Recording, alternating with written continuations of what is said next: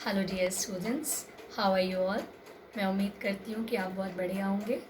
जैसा कि आप सब जानते हैं कि हमारा विश्व और हमारा देश अभी कोरोना जैसे महासंकट से गुजर रहा है और इसीलिए हमारे विद्यालय में छुट्टियाँ हुई हैं। पहले हमें लगा था कि छुट्टियाँ कम होंगी और हम इन छुट्टियों को एंजॉय भी कर रहे थे, लेकिन जैसे जैसे समय आगे चलता जा रहा है छुट्टियाँ बढ़ गई हैं। छुट्टियों में एक रास्ता भी आ गई है और हमें पढ़ने और पढ़ाने का मन भी कर रहा है। और हम ये चाहते हैं कि ये छुट्टियां तो आपकी अच्छे से बीते ही, हम सब भी सुरक्षित रहें, लेकिन इसके साथ साथ हम कुछ ऐसा करें कि हमारा अध्यापन और आपका अध्ययन इन छुट्टियों से बाधित ना हो। अर्थात कि आपका पढ़ना और हमारा पढ़ाना चलता रहे, जिससे कि बाद में लैक ऑफ टाइम के कारण आपके कोर्स कंप्लीट करने की ना हमें जल्दबाजी हो और ना आप उसको समझ ना पाएँ। इसीलिए हमारा स्कूल आज से ऑनलाइन क्लासेस शुरू कर रहा है। As you all know, I am your Rashmi ma'am and I am here for teaching class 12 Hindi. So as we are starting the first class of Hindi, first I will tell you about the syllabus of Hindi. जैसा कि आप जानते हैं कि हमारी हिंदी की जो book है वो 5 भागों में विभाजित है। उसमें सबसे पहले आता है प्रोज का पोर्शन, जिसको कि हम गद्य कहते हैं। फिर आती है पोयम अर्थात काव्य भाग या पद्य भाग। उसके बाद आती हैं कहानियाँ, जिसमें हम कहानियों का अध्ययन और अध्यापन करते हैं। उसके बाद आता है खंड काव्य और 5वां होता है नाटक। हम सबसे पहले आपके लिए पोएम्स लेकर के आए हैं, क्योंकि पोएम्स इंटरेस्टिंग भी होंगी और आपके लिए समझना सरल भी होगा। तो हमारा जो फर्स्ट चैप्टर है क्लास 12th में, दैट इज़ वो है अयोध्या सिंह उपाध्याय हरिऔध का पवन दूती।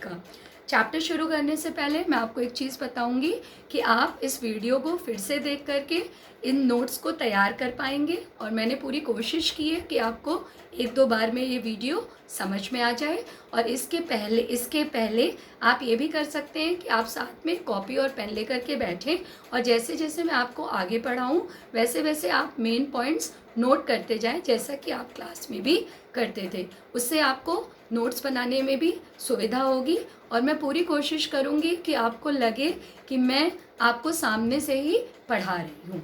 तो पहला चैप्टर हमारा अयोध्या सिंह उपाध्याय हरिऔध है।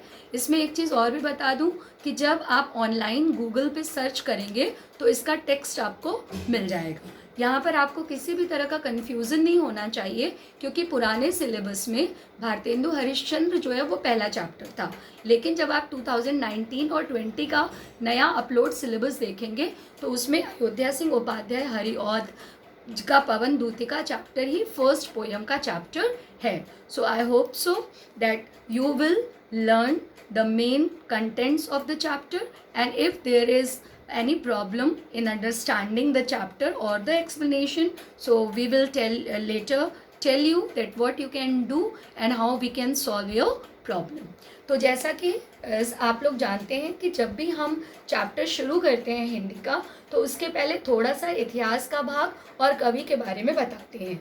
तो हिंदी साहित्य के इतिहास में क्लास 12 से आपका द्विवेदी युग शुरू हो रहा है। आपको पता है कि हिंदी साहित्य का जो विभाजन है वो 4 कालों में हुआ है: आदिकाल, भक्तिकाल या मध्यकाल, रीतिकाल और आधुनिक काल। क्लास 9 से 11 तक आपने भक्ति काल और आधुनिक काल शुरू कर दिया था पढ़ना। आधुनिक काल में भारतेंदु युग तक हम लोग पढ़ चुके थे। सबसे बढ़िया बात इन चैप्टर्स को समझने और समझाने की ये होगी कि बेटा यहाँ से आपको एक नई चीज़ पता चलेगी द्विवेदी युग के बारे में, क्योंकि जब हम द्विवेदी युग का अध्ययन करते हैं तो द्विवेदी युग की 2 विशेषताएं हैं। यहाँ पर मैं ये विशेषता इसलिए बता रही हूँ जिससे आपको चैप्टर भी समझने में आसानी होगी और आपका इतिहास का, जो हिंदी साहित्य का इतिहास के जो प्रश्न आपसे बोर्ड में पूछे जाते हैं, वो भी चैप्टर और वो भी कंटेंट आपका पूरा होगा। तो द्विवेदी युग की जो मुख्य विशेषताएं हैं 2, उसमें सबसे बड़ी बात और सबसे अच्छी बात जो आपके लिए है वो ये है कि द्विवेदी युग में कविताओं के लिखने का प्रारंभ खड़ी बोली से हुआ।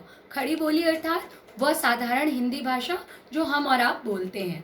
अगर आपने ध्यान दिया होगा तो आप ये देखेंगे कि इसके पहले हम जो कविताओं को पढ़ाते थे और आप पढ़ते थे वो ब्रज भाषा या अवधी भाषा में होती थी, लेकिन द्विवेदी युग की ये सबसे बड़ी विशेषता है कि इसमें कविताओं का अध्ययन खड़ी बोली में किया जाने लगा, अर्थात और कविताएं जो हैं वो खड़ी बोली में लिखी जाने लगी, अर्थात साधारण बोलचाल की भाषा में। ठीक है बेटा।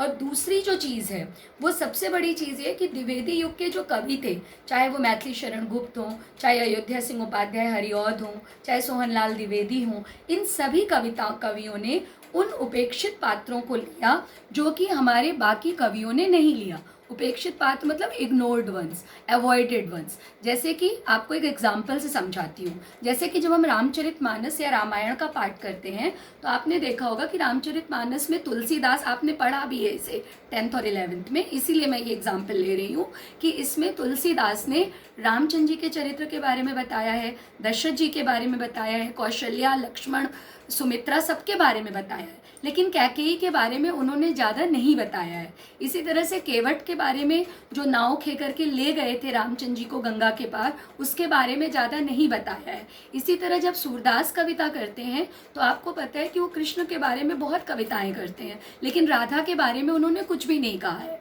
मैथिली शरण गुप्त या बाकी कवियों ने या और भी पहले के कवियों ने, इसी तरह से गौतम बुद्ध के बारे में बहुत कविताएं लिखी, बहुत साहित्य लिखा गया गौतम बुद्ध के बारे में कि उन्होंने एक धर्म चलाया, लेकिन उनकी पत्नी यशोधरा के बारे में कुछ भी नहीं लिखा गया।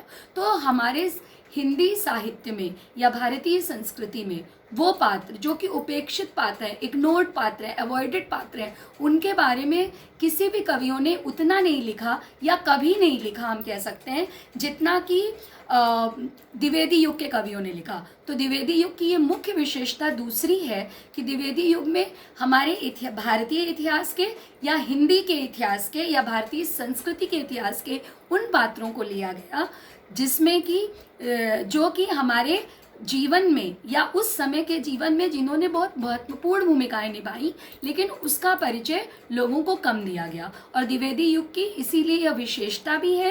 ये आपसे पूछा जा सकता है साहित्य के प्रश्न में कि द्विवेदी युग की कोई मुख्य 2 विशेषताएं बताइए। अक्सर 2 ही विशेषताएं पूछी जाती हैं, इसलिए मैं आपको बता रही हूँ। और भी 1-2 विशेषताएं लगे हाथ सुन लीजिए कि द्विवेदी युग की भाषा जो है वो बहुत ही सहज है, बहुत ही सरल है, अलंकार युक्त भाषा है। जितने भी रस आपने पढ़े हैं 9th, 10th, 11th में और 12th में भी आप आगे पढ़ेंगे, उन सभी रसों का समावेश इन कविताओं में है। सारे अलंकार भी इन कविताओं में मिलते हैं। भाषा बहुत ही सहज, मुहावरेदार, सरल और समझने में बहुत सरल होगी। मुझे सबसे ज़्यादा अच्छा यही लग रहा है इस वीडियो को अपलोड करते हुए कि जो अगर मैं आपको ब्रज भाषा या अवधी भाषा पढ़ाती तो शायद आपके लिए वो समझना कठिन होता, लेकिन बाय गुड लक आपको इस समय केवल खड़ी बोली पढ़नी है। तो आइए हम अब चैप्टर शुरू करते हैं। इसके पहले की भी जो जानकारियां हैं वो भी उतनी ही ज़रूरी है जितनी कि चैप्टर।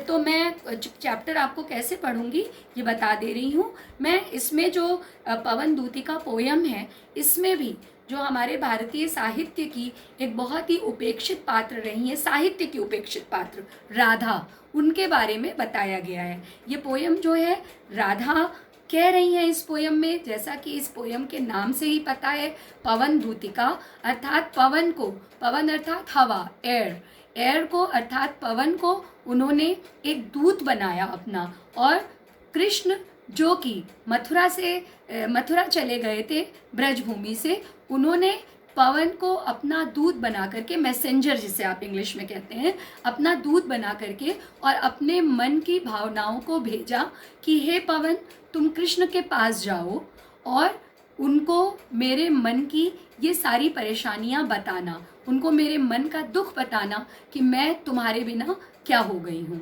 ठीक है बेटा, तो मुझे लगता है कि आपको इतना समझ में आ गया होगा। यही इस कविता का प्रसंग भी होगा। संदर्भ आप जानते ही हैं, संदर्भ होगा कि प्रस्तुत कविता हमारी पाठ्यपुस्तक हिंदी के काव्य खंड के अयोध्या सिंह उपाध्याय हरिऔध कवि के द्वारा रचित पवन दूतिका से संकलित है। दिस इज योर संदर्भ। प्रसंग होगा कि इसमें श्री कृष्ण के मथुरा चले जाने पर राधा जो भी सोच रही हैं और जो भी वो कह रही हैं उनके मन में जो भावनाएं हैं, क्योंकि वो कृष्ण को बहुत प्रेम करती थी, उन्हीं का वर्णन इस कविता में कहा गया है। कविता बहुत ही अच्छी है, बहुत ही सरल भाषा में है और बहुत ही इमोशंस से भरी है। और द्विवेदी युग की एक और भी बहुत ज़्यादा विशेषता है जो इस कविता में आपको पता चलेगी। और आगे की भी जो कविताएं हैं, इसके बाद भी मैं 2 पोएम्स लूँगी तो वो भी द्विवेदी युग की ही है, तो इसलिए मैं और भी ज़्यादा द्विवेदी युग की सारी विशेषताएं यहाँ पर आपको बता दे रही हूँ, ताकि आगे की कविताओं को पढ़ने में भी आपको आसानी हो। एक और मुख्य विशेषता है कि द्विवेदी युग की जो कविता है वो समष्टिगत है। समष्टिगत मतलब वो संसार को लेकर के चलती है। यहाँ पर केवल व्यक्तिगत बात या अपनी बात नहीं होती है। इस कविता में भी आप देखेंगे कि राधा केवल अपने मन की भावनाओं को नहीं कह रही हैं, बल्कि वो अपने मन की भावनाओं के साथ साथ पूरे संसार में जो भी गतिविधियाँ हो रही हैं, जो भी कामकाज हो रहे हैं, जो भी चीज़ें हो रही हैं, उनको भी वो साथ साथ में लोगों को बताते चल रही हैं। So I am starting the poem. और सबसे पहले मैं ये 4 लाइन की पोएम्स हैं, जैसा कि आप छंद जानते हैं, तो ये जो छंद है इस पोएम में वो मंद क्रांता यूज हुआ है। ये एक नया छंद है जो आप पढ़ें, मंद क्रांता। म आधा न पूरा द, क में नीचे का र, उसमें आ की मात्रा, आधा न, त में आ की मात्रा और उसमें आ की मात्रा। मंद क्रांता छंद है। और इस मंद क्रांता छंद में, क्योंकि आपको साहित्यिक विशेषताओं में लिखना होगा कि इस छंद किस छंद की कविता है, तो मंद क्रांता छंद में ये कविता कही गई है। तो पहले मैं 4 लाइन 2 बार पढ़ूंगी और उसके बाद में एक एक लाइन का अर्थ आपको बताते चलूंगी। So I am starting the poem, hope you will understand it. बैठी खिन्ना यक दिवस पे गे में थी अकेली, आके आंसू दृग युगल में थे धरा को भिगोती। आई धीरे इस सदन में पुष्प सद्गंध कोले, प्रातः वाली सुपवन इसी काल वातायन से। फिर से बता रहे हैं। बैठी खिन्ना यक दिवस वे गेह में थी अकेली, आके आंसू दृग युगल में थे धरा को भिगोते। आई धीरे इस सदन में पुष्प सद्गंध कोले, प्रातः वाली सुपवन इसी काल वातायनों से। संतापों को विपुल बढ़ता देख के दुखिता हो, संतापों को विपुल बढ़ता देख के दुखिता हो, धीरे बोली सदुख उससे श्रीमती राधिका यूं। प्यारी प्रातः पवन इतना क्यों मुझे है सताती, क्या तू भी है कलुषित हुई काल की क्रूरता से। अब मैं एक एक लाइन पढ़ूंगी और शाब्दिक अर्थ बताऊंगी, अर्थात पहले शब्द में अर्थ बताऊंगी, उसके बाद पूरे पैराग्राफ का अर्थ आपको बताऊंगी। बैठी खिन्ना यक दिवस वे गेह में थी अकेली। बैठी मतलब बैठी हुई थी, खिन्ना मतलब उदास या दुखी, यक मतलब एक, दिवस मतलब दिन, वे अर्थात श्रीमती राधा गेह में थी अकेली। गेह अर्थात घर में अकेली बैठी हुई थी। एक दिन राधा घर में अकेली बैठी हुई थी, ठीक है। आके आंसू दृग युगल में थे धरा को भिगोते। उनकी आंखों से, दृग मतलब आंखें, आंसू मतलब टीयर्स आंसू, युगल मतलब दोनों, उनकी दोनों आंखों से आंसू गिर रहे थे धरा को भिगोते, और वो जमीन को भिगा रहे थे। आई धीरे इस सदन में पुष्प सद्गंध को ले। उसी समय जब श्रीमती राधिका नीचे बैठ, अभी मैं आपको बताऊंगी कि मैं श्रीमती क्यों कह रही हूँ, ठीक है। इस लाइन को पहले पूरा कर दें कि श्रीमती राधिका अपने कक्ष में, भवन के कक्ष में बैठी हुई हैं और वहाँ पर पवन चल रही है और उनके आंसू ज़मीन में गिर रहे हैं। और उसी समय उस सुंदर सुपवन मतलब अच्छी पवन, सद्गंध अर्थात अच्छी हवा को लेकर के, खुशबूदार हवा को लेकर के, वातायन मतलब रोशनदान से पवन आ रही है। संतापों को विपुल बढ़ता देख के दुखिता हो, धीरे बोली सदुख उससे श्रीमती राधिका यूं। आपकी पोयम में राधिका को श्रीमती लिखा गया है। श्रीमती कहा जाता है जब किसी की शादी हो जाती है तो दुल्हन या पत्नी को। यहाँ आपको याद रखना होगा कि राधा की कृष्ण से शादी नहीं हुई थी, लेकिन चूंकि इस संसार में जितने भी प्रेम अर्थात प्यार माने गए हैं उसमें सबसे बड़ा प्यार दाम्पत्य प्रेम साहित्य जो है वो दाम्पत्य प्रेम को मानता है, अर्थात पति और पत्नी के प्रेम को। इसीलिए कवि ने यहाँ पर राधा को इज्जत देने के लिए, राधा को सम्मान और आदर देने के लिए, उनको रेस्पेक्ट देने के लिए उनको श्रीमती राधिका कहा है।